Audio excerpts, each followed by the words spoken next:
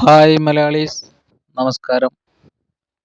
നമ്മളിന്ന് ചെയ്യാൻ പോകുന്ന വീഡിയോ നമ്മളുടെ നഗരവൽക്കരണം, നഗരങ്ങളുടെ വികസനം അതിലൂന്നിയാണ്. അതിൽ കോർപ്പറേഷൻ തൃശ്ശൂർ, തിരുവനന്തപുരം കോർപ്പറേഷനുകൾ, അതിൽ തിരുവനന്തപുരം കോർപ്പറേഷനൊക്കെ നന്നായിട്ട് ഇപ്പോൾ വി രാജേഷ് BJP മേയർ നന്നായിട്ട് കൊണ്ടുപോകുന്നതെന്ന് അറിയുന്നതിലുള്ള സന്തോഷമുണ്ട്. അതോടൊപ്പം തൃശ്ശൂരിൽ നല്ലൊരു രീതിയിൽ അവിടെ ഡെപ്യൂട്ടി മേയർ പ്രസാദിൻ്റെ നേതൃത്വത്തിൽ കഴിഞ്ഞ ദിവസം ഒരു ഫോണിംഗ് പരിപാടി സംഘടിപ്പിച്ചിരുന്നു. അതിൽ വളരെ നല്ല പ്രതികരണങ്ങളാണ് അതിൽ വന്നിരുന്നത്. ഒരുപാട് നല്ല സജഷൻസ് വന്നിരുന്നു. അതിൽ ചില കാര്യങ്ങൾ വളരെ ഇമ്പോർട്ടൻ്റ് ആയിട്ട് തോന്നി. നമ്മുടെ തൃശ്ശൂർ പോലെ തൃശ്ശൂർ പൂരം, ലോകത്തിന് പെരുമ കേട്ടിട്ടുള്ള തൃശ്ശൂർ പൂരം നടക്കുന്ന ആ തേക്കിൻകാട് മൈതാനം ഉൾപ്പെടുന്ന തൃശ്ശൂരിൻ്റെ പെരുമ, അത് ലോകം മുഴുവനും നമ്മൾ അംഗീകരിക്കേണ്ട കാര്യമാണ്. തൃശ്ശൂർ എന്ന് പറഞ്ഞ ഒരു സാംസ്കാരിക തലസ്ഥാനം എന്നുള്ളത് തൃശ്ശൂരാണ് എന്നുള്ളതും നമുക്കറിയാം. അവിടെ അതിരപ്പള്ളി വാട്ടർഫോൾസ്, അങ്ങനെയുള്ള ടൂറിസ്റ്റ് കേന്ദ്രങ്ങൾ ഇവിടെയുണ്ട്. നമ്മളെ ബീച്ച് ഏരിയകൾ, സ്നേഹതീരം പോലുള്ള ബീച്ച് ഏരിയകൾ, ഗുരുവായൂർ ടെമ്പിൾ തൃശ്ശൂരാണ്, നമ്മുടെ വടക്കുംനാഥൻ ടെമ്പിൾ, പാറമേക്കാവ് ടെമ്പിൾ, അങ്ങനെ ശരിക്കും ഒരു സാംസ്കാരിക തലസ്ഥാനം. പുലിക്കളി, ഓണത്തിന്, നാലോണത്തിൻ്റെ അന്ന് നമുക്ക് നടക്കുന്ന പുലിക്കളി, അങ്ങനെ ഒരുപാട് ഉത്സവങ്ങളുടെ ഒരു കേന്ദ്രമാണ് തൃശ്ശൂർ എന്ന് പറഞ്ഞാൽ നമ്മുടെ കേരളത്തിൻ്റെ മധ്യഭാഗത്ത് സ്ഥിതി ചെയ്യുന്ന വളരെ പ്രാധാന്യമുള്ളൊരു സ്ഥലം. അവിടെ അതിൻ്റെ ഡെപ്യൂട്ടി മേയർ ഫോണിംഗ് പരിപാടിയിൽ അതിൻ്റെ വികസനത്തിനെ കുറിച്ചുള്ള കാഴ്ചപ്പാടുകൾ അറിയിക്കാൻ വേണ്ടിയുള്ള ഒരു ഫോണിംഗ് പ്രോഗ്രാം നടത്തിയിരുന്നു. ആ ഫോണിംഗ് പ്രോഗ്രാമിൽ പങ്കെടുത്തിട്ടുള്ള ആൾക്കാരിൽ ചിലരിൽ പറഞ്ഞുള്ള അഭിപ്രായങ്ങൾ വളരെ പ്രസക്തിയുള്ളതാണ്. അതിൽ ഒരഭിപ്രായം TS പട്ടാഭിരാമൻ, കല്യാൺ, നിങ്ങൾക്കറിയും, കല്യാണിൻ്റെ ഒരു മാനേജിങ് പാർട്ട്ണറാണ്. അദ്ദേഹം പറഞ്ഞുള്ളൊരു സജഷൻസ് വളരെ ഇമ്പോർട്ടൻ്റ് ആയിട്ട് തോന്നി.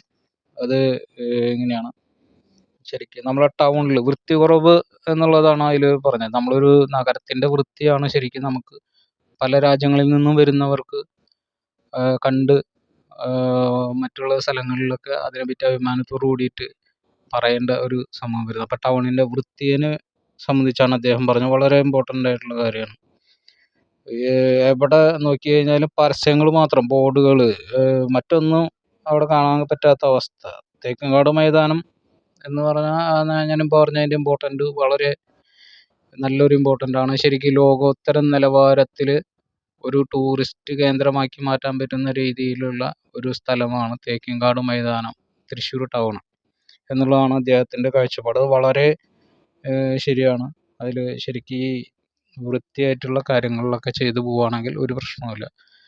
അതിൽ പൂരത്തിന് തടസ്സം വരുമെന്നുള്ളതിൽ അവിടെ വികസനങ്ങൾ വരാതിരിക്കുന്നു എന്ന് പറയുന്നത് നല്ലൊരു കാഴ്ചപ്പാടല്ല എന്നുള്ളത് തന്നെയാണ് അദ്ദേഹം പറയുന്നത്. അത് തന്നെയാണ് എല്ലാവരുടെയും കാഴ്ചപ്പാട്. അതെന്ന് വെച്ചാൽ നല്ലൊരു ഡിസൈനർ വെച്ച് കാര്യങ്ങൾ ചെയ്യുന്ന പൂരത്തിനും തടസ്സമില്ല, അതിന് പെരുമ കൂടുകയുള്ളൂ. പൂരം കാണാനും അതിനൊക്കെയുള്ള സംവിധാനങ്ങൾ ഒരുക്കിക്കൊണ്ട് ആ തേക്കിൻകാട് മൈതാനത്തിനെ വളരെ മനോഹരമാക്കുക എന്നുള്ളൊരു അദ്ദേഹത്തിൻ്റെ സജഷനും വളരെ വൃത്തിയായിട്ടുള്ളൊരു നഗരമാക്കി മാറ്റുക എന്നുള്ളത് അദ്ദേഹത്തിൻ്റെ വളരെ നല്ലൊരു സജഷനാണ്. അത് സജഷനിൽ ഒന്നാണ്. രണ്ടാമതൊരു ഇമ്പോർട്ടൻ്റ് തോന്നിയിട്ടുള്ളത്, എനിക്കും പല രീതിയിലും ഞാൻ തൃശ്ശൂരൊക്കെ പോകുമ്പോൾ അനുഭവപ്പെട്ടിട്ടുള്ളത്, നമുക്ക് പടിഞ്ഞാറക്കോട്ടയിൽ നിന്ന് MG റോഡ് വഴി നമ്മുടെ നടുവിലാലിൻ്റെ അവിടേക്ക് തൃശ്ശൂർ റൗണ്ടിലേക്ക് കയറുന്ന ആ റോഡ് വളരെ ഇടുങ്ങിയ റോഡാണ്. അത് പോക്കറ്റ് റോഡുകളിൽ നിന്ന് വണ്ടികൾ എപ്പോഴും കടന്നു വന്നുകൊണ്ടിരിക്കുന്ന ഈ റോഡിൽ അവിടെ ബ്ലോക്ക് ഉണ്ടാക്കാനായിട്ടുള്ള സാധ്യതകൾ ഉണ്ടാക്കിയിട്ടുള്ള ഒരു റോഡാണ്. ഒരു 5 മിനിറ്റിൻ്റെ യാത്ര നമ്മളൊരു 15 മിനിറ്റ് 20 മിനിറ്റ് അതിന് വേണ്ടി സ്പെൻഡ് ചെയ്യുന്ന ഒരു അവസ്ഥയുണ്ട്. വളരെ കൺജസ്റ്റഡ് ആണ്. അവിടെ പാർക്കിംഗ് ഏരിയ എന്ന് പറഞ്ഞാൽ അവിടെ പാർക്കിംഗ് ഏരിയ ഇല്ല, ബിൽഡിങ്ങുകളുണ്ട്, പാർക്കിംഗ് ഏരിയകളില്ല. നമ്മളെന്തെങ്കിലും ഒരു ഇമ്പോർട്ടൻ്റ് ആയിട്ട് എന്തെങ്കിലും വാങ്ങിക്കാനായിട്ട് ഒരു ഷോപ്പ് കണ്ട് അവിടെ നിർത്തണമെന്ന് തോന്നി കഴിഞ്ഞാൽ അവിടെ നിർത്താൻ പറ്റില്ല. അത് വളരെ ഭംഗിയായിട്ടുള്ള രീതിയിൽ സുരേഷ് പടിഞ്ഞാറക്കോട്ട എന്ന് പറഞ്ഞ അദ്ദേഹത്തിൻ്റെ സെഷനിൽ അത് പറഞ്ഞിട്ടുണ്ട്.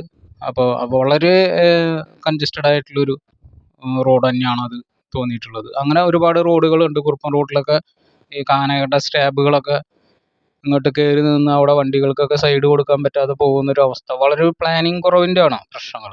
അപ്പോൾ അത് നല്ലൊരു സജഷനായിട്ടുള്ള അതിലാണ് തോന്നിയത്. പിന്നെ നമുക്ക് തോന്നിയ ഒരു കാര്യം, നായയുടെ ഷെൽട്ടറിങ് എന്ന് പറഞ്ഞാൽ പല സ്ഥലങ്ങളിലും നമ്മൾ ശക്തൻ സ്റ്റാൻഡിലൊക്കെ നായകളിങ്ങനെ നോക്കി നിൽക്കണ കാണുമ്പോൾ നമുക്ക് പേടിയാവും. നമ്മൾ നടന്നു പോവുകയാണെങ്കിൽ നമുക്ക് പേടിയാവും. നായകളൊക്കെ നോക്കി നിൽക്കുന്ന കാണുമ്പോൾ നമ്മളെ കടിക്കുകയോ ഉപദ്രവിക്കുകയോ ചിലപ്പോൾ അത് ഒന്നും ചെയ്യില്ലായിരിക്കാം.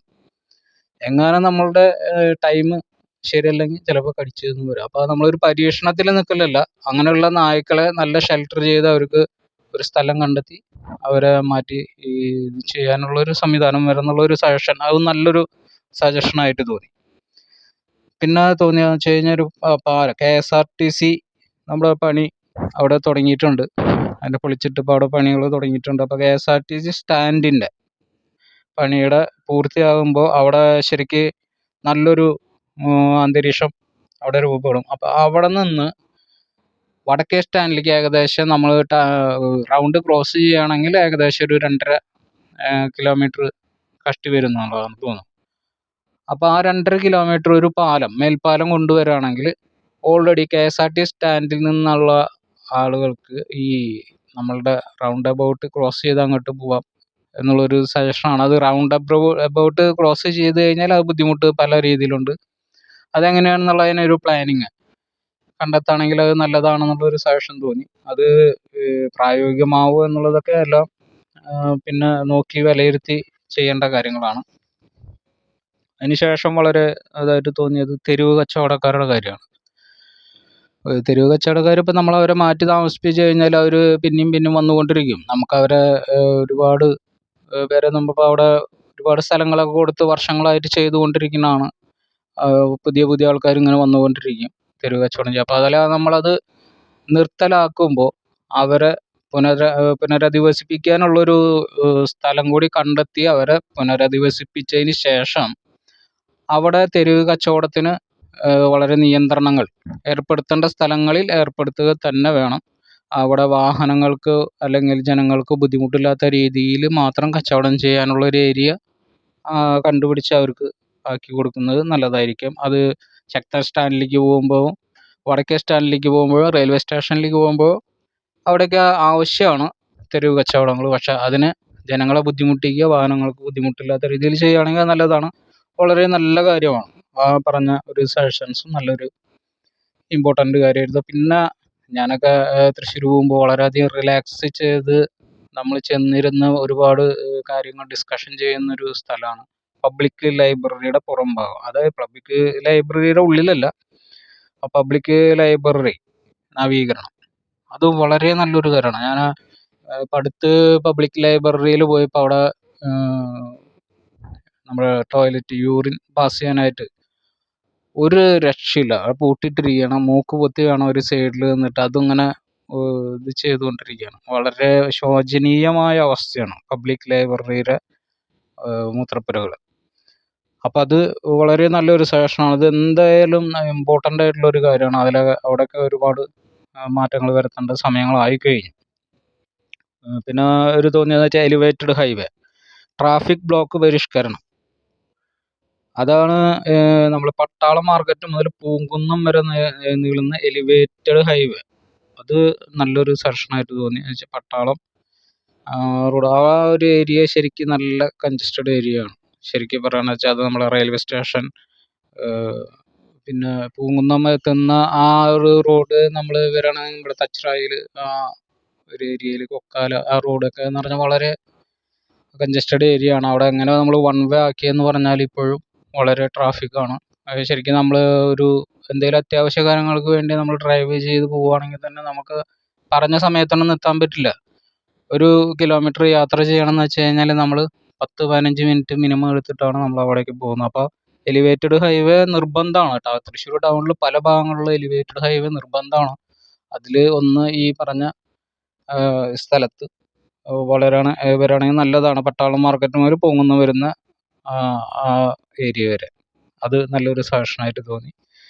ഫ്ലൈ ഓവർ MG റോഡിൽ നമ്മൾ പറഞ്ഞ കാര്യമാണ്.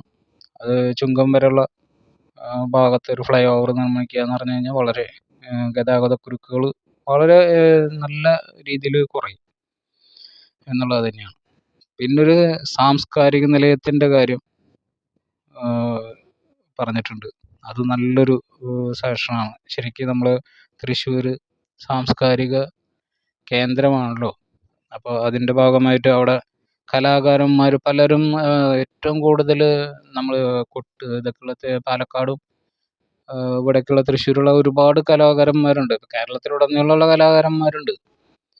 അപ്പോൾ ഇവർക്കൊക്കെ വന്ന് അതിനെ ആ കലയെ പ്രോത്സാഹിപ്പിക്കാനും അത് പുതിയ ഗുരുനാഥന്മാർക്ക് പുതിയ കുട്ടികളിലേക്ക് പകർന്നു കൊടുക്കാനൊക്കെയുള്ള ഒരു വലിയൊരു നിലയം, അതൊരു സാംസ്കാരിക നിലയം അവിടെ രാമവർമ്മപുരത്ത് പ്രവർത്തിക്കുകയാണെങ്കിൽ അത് വളരെ നല്ലൊരു അഭിപ്രായമായിട്ട് തന്നെയാണ് തോന്നിയത്. വളരെ നല്ലൊരു അഭിപ്രായമാണ്. വരും തലമുറയ്ക്കും എന്നും ഒരുപാട് ഈ അക്രമങ്ങൾ തന്നെ കുറയാനായിട്ട് കലകളിലേക്ക് കുട്ടികളെ മാറ്റിവിടുന്നത് ഏറ്റവും നല്ലതാണ്. ഇപ്പോൾ ഒരുപാട് വരും തലമുറകളൊക്കെ പോയിക്കൊണ്ടിരിക്കുന്നത് വളരെ മോശമായിട്ടുള്ള ഒരവസ്ഥയിലേക്കാണ്. മയക്കുമരുന്ന് മറ്റുള്ളത് അതൊക്കെ അവർക്ക് വേറൊന്നും അതിൽ ചെയ്യാനില്ല. അവർക്ക് ഫോണ് അങ്ങനെയുള്ള ഇൻ്റർനെറ്റ് ഇതൊക്കെ കഴിഞ്ഞാൽ പിന്നെ അവരുടെ ഇതിൽ വേറെ ഒന്നും ചെയ്യാനില്ല.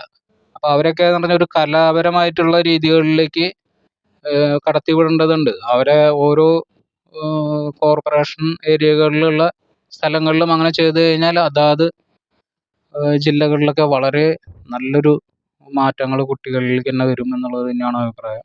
അപ്പം ഇത്രയും കാര്യങ്ങൾ വളരെ മെച്ചമായിട്ടുള്ള രീതിയിലുള്ള ഒരു കാര്യം തന്നെയായിട്ടാണ് ആ ഫോണിൻ പരിപാടിയിൽ തോന്നിയത്. അത് ഡെപ്യൂട്ടി മേയർ എ പ്രസാദിൻ്റെ അടുത്ത് ആ ഫോൺ വിളിച്ച് പറഞ്ഞ എല്ലാവർക്കും അതിൻ്റേതായിട്ടുള്ള നന്ദി ഹായ് മലയാളീസിൻ്റെ പേരിൽ രേഖപ്പെടുത്തുന്നു. നമ്മളൊക്കെ ഓരോരുത്തരും പറയാൻ ആഗ്രഹിച്ച കാര്യങ്ങളാണ് അവരെല്ലാം പറഞ്ഞിട്ടുള്ളത്. ഇത്തരം കാര്യങ്ങൾ ചെയ്ത് തന്നെ തൃശ്ശൂരിന് വലിയൊരു മാറ്റങ്ങൾ സംഭവിക്കും എന്നുള്ളത് 100% ഉറപ്പുള്ള കാര്യമാണ്. അപ്പോൾ അതിനുവേണ്ടി Thrissur corporation mayor deputy mayor ശ്രമിക്കുമെന്നുള്ളത് ആത്മാർത്ഥമായിട്ട് ആഗ്രഹിക്കുന്നു. താങ്ക്സ്.